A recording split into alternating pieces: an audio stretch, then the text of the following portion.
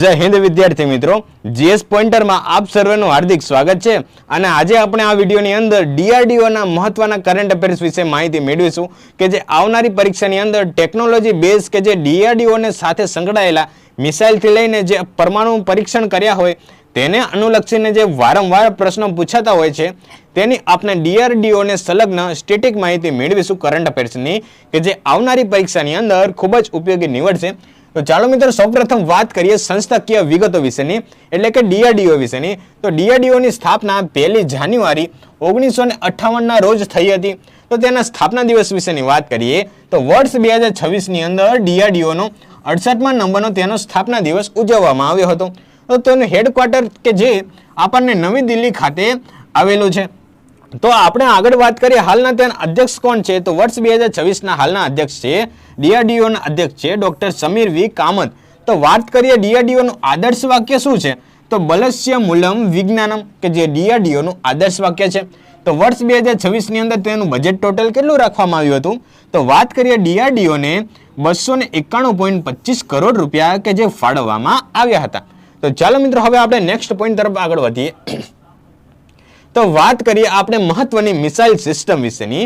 તો સૌપ્રથમ વાત કરીએ બ્રહ્મોસ મિસાઇલ વિશેની કે ભારતમાં હાલમાં ઉત્તર પ્રદેશના લખનઉ ખાતે બ્રહ્મોસ મિસાઇલના ઉત્પાદન માટેનો એક યુનિટ સ્થાપવામાં આવ્યો છે કે બ્રહ્મોસ મિસાઇલ ભારત અને રશિયાનું સંયુક્ત સાહસ છે કે જેમાં ઉત્તર પ્રદેશના લખનઉ ખાતે તેનું ઉત્પાદન એકમ શરૂ કરાયું છે।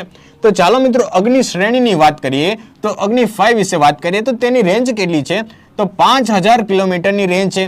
તો એક પ્રકારની કઈ પ્રકારની મિસાઇલ છે તો આંતરખંડીય બેલિસ્ટિક મિસાઇલ છે એટલે કે આઈસીબીએમ છે કે તેમાં એમઆઈઆરવી ટેકનોલોજી એટલે કે એક સાથે અનેક લક્ષ્યોનું કે જે ધારદાર એટલે કે લક્ષ્યોને કેપ્ચર કરી શકે છે અને તેનું સફળ પરીક્ષણ કરાયું છે કે અગ્નિ 5 નું સફળ પરીક્ષણ થયું છે।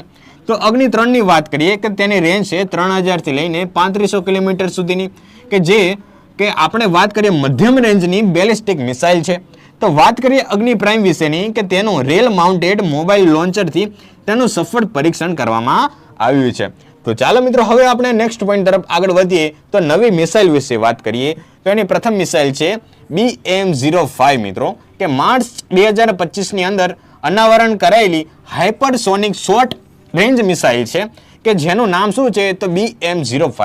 તો વાત કરીએ રુદ્રમ 1 વિશેની કે રુદ્રમ 1 કે ભારતની પહેલી એવી એન્ટી રેડિયેશન મિસાઇલનું નામ શું છે તો રુદ્રમ 1 છે કે જેને સુખોઈ 30 નામનું આપણું એર ફાઇટરમાંથી પરીક્ષણ કરવામાં આવ્યું હતું। ફરીથી એક વખત ખાસ ધ્યાન રાખજો કે ભારતની પ્રથમ એન્ટી રેડિયેશન મિસાઇલ કઈ છે તો રુદ્રમ 1 છે।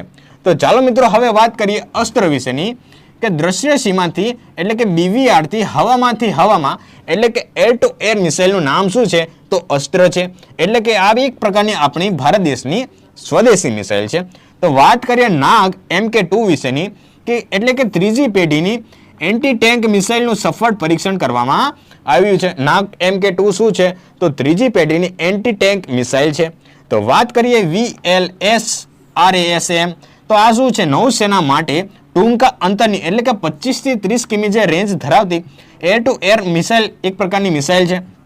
તો વાત કરીએ આકાશ એનજી વિશેની તો આકાશ એનજી શું છે તો વાત કરીએ નવી પેઢીની આ મિસાઇલ સિસ્ટમ કે જે 60 થી લઈને 80 કિમી સુધીના લક્ષ્યને વિંધી શકે છે। તો ચાલો મિત્રો હવે આપણે નેક્સ્ટ પોઈન્ટની વાત કરીએ શસ્ત્રો અને બોમ્બ પ્રણાલી વિશેની। તો સૌપ્રથમ એની અંદર વાત કરીએ તારા। તો આ તારા શું છે કે ભારતની પ્રથમ સ્વદેશી ગ્લાઇડેડ હથિયાર પ્રણાલી છે કે જેનું પરીક્ષણ આપણે જેગુઆર કે જે ફાઇટર જેટ છે તેના પરથી કરવામાં આવ્યું હતું। ફરીથી એક વખત વાત કરીજો આ તારા શું છે કે ભારતની પ્રથમ સ્વદેશી ગ્લાઇડ હથિયાર પ્રણાલી છે કે જેનું કે જે આપણું જેગુઆર નામનું ફાઇટર જેટ છે તેના પરથી પરીક્ષણ કરવામાં આવ્યું હતું। તો વાત કરીએ પિનાકા રોકેટ વિશેની કે નવી પેઢીના પિનાકા રોકેટ કે LRGR કે જે 120 કિમીની રેન્જ ધરાવે છે એટલે કે એની રેન્જ હતી તે હાલમાં 120 કિમી સુધી એક્સટેન્ડ કરવામાં આવી છે। તો ચાલો મિત્રો વાત કરીએ ગૌરવ વિશેની। તો આ ગૌરવ શું છે કે 1000 કિલોનો એટલે સ્વદેશી લોંગ રેન્જ ગ્લાઇડેડ બોમ્બ છે એટલે કે ભારતનો એક સ્વદેશી એટલે કે આત્મનિર્ભર ભારત કે જે અભિયાન શરૂ કરવામાં આવ્યું છે તેની અંતર્ગત સ્વદેશી 1000 કિલોનો શ્રેણીનો સ્વદેશી રેન્જ ગ્લાઇડ બોમ્બનું નામ શું છે તો ગૌરવ નામ છે। અગાઉ આ બોમ્બ કે જે જીપીએસસી બોર્ડની પરીક્ષાની અંદર પૂછવામાં આવ્યો હતો।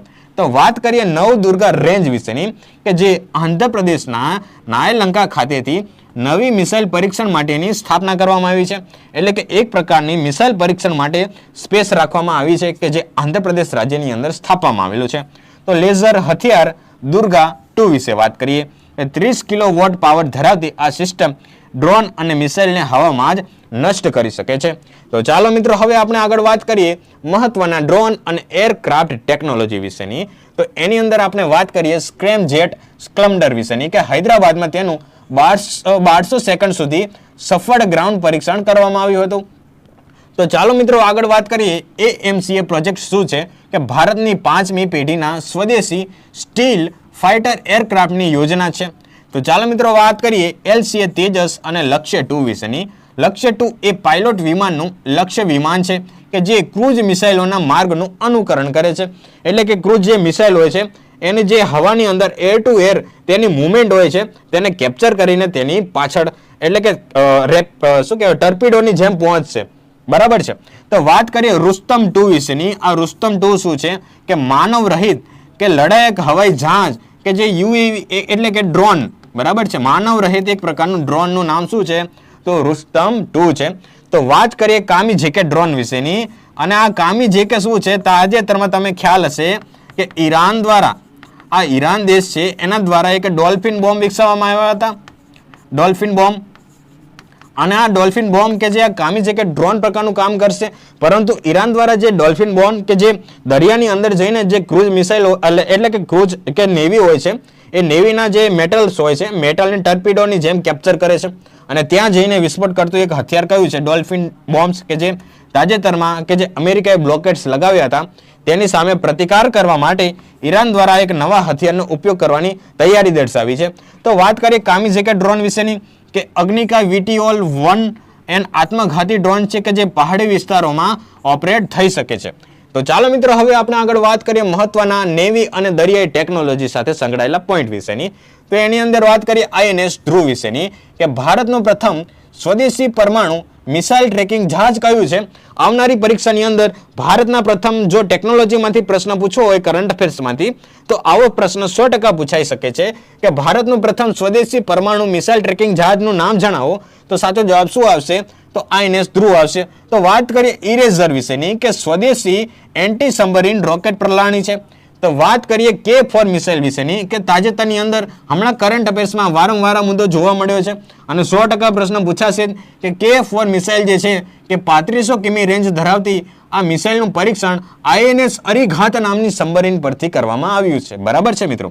તો વાત કરીએ વરુણાસ્ત્ર વિશેની કે પાણીની અંદર જઈને જોખમી વસ્તુઓ શોધવા માટેની એક આધુનિક સિસ્ટમ છે. તો વાત કરીએ MPAUV વિશેની કે પાણીની અંદર બારૂદી સુરંગો એટલે કે માઇન્સ જે પાણીની અંદર આવેલી છે તેને શોધવા માટેનું એક સ્વાયત્ત વાહન છે. તો ચાલો મિત્રો હવે આપણે નેક્સ્ટ પોઈન્ટ વિશેની વાત કરીએ તો અદ્યતન સંરક્ષણ સાધનો અને AI ટેકનોલોજી સાથે સંકળાયેલા ડિફેન્સની બાબતો વિશેની. તો એની અંદર સૌપ્રથમ વાત કરીએ હિમ કવચ વિશેની કે આ હિમ કવચ કે જે -60 ડિગ્રી જે ટેમ્પરેચર એટલે કે -60 ડિગ્રી સેલ્સિયસ સુધી રક્ષણ કરવા માટે ભારતીય સૈનિકો માટેનો પ્રથમ સ્વદેશી લેયર યુનિફોર્મ છે. તો વાત કરીએ વિક્રમ VT-21 વિશેની કે ભવિષ્યના પાયદળ એટલે કે આર્મીના વાહનો છે તેની માટે અદ્યતન એક પ્લેટફોર્મ પૂરું પાડશે. તો ચાલો મિત્રો વાત કરીએ પ્રજ્ઞા શું છે.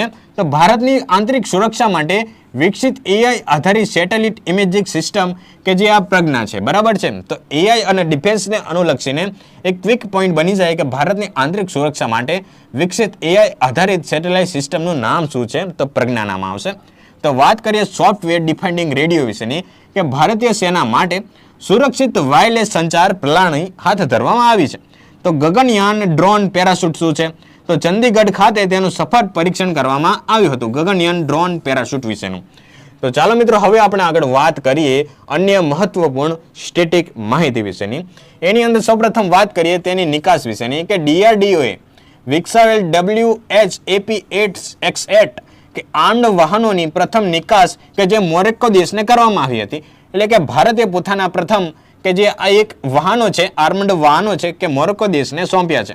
તો વાત કરીએ આરોગ્ય વિશેની તો આરોગ્યની અંદર સફેદ ડાઘના ઉપચાર માટે લ્યુકોસિન નામની દવા વિકસાવી છે.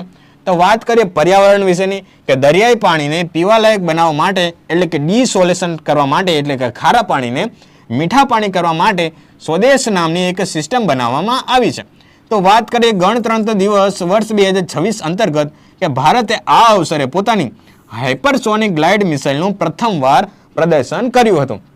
તો વાત કરીએ તાલીમ કેન્દ્ર વિશેની કે નવી દિલ્હીમાં અત્યાધુનિક CBRN રાસાયણિક જૈવિક અને પરમાણુ તાલીમ કેન્દ્ર શરૂ કરવામાં આવ્યું છે તો નવી દિલ્હી ખાતે.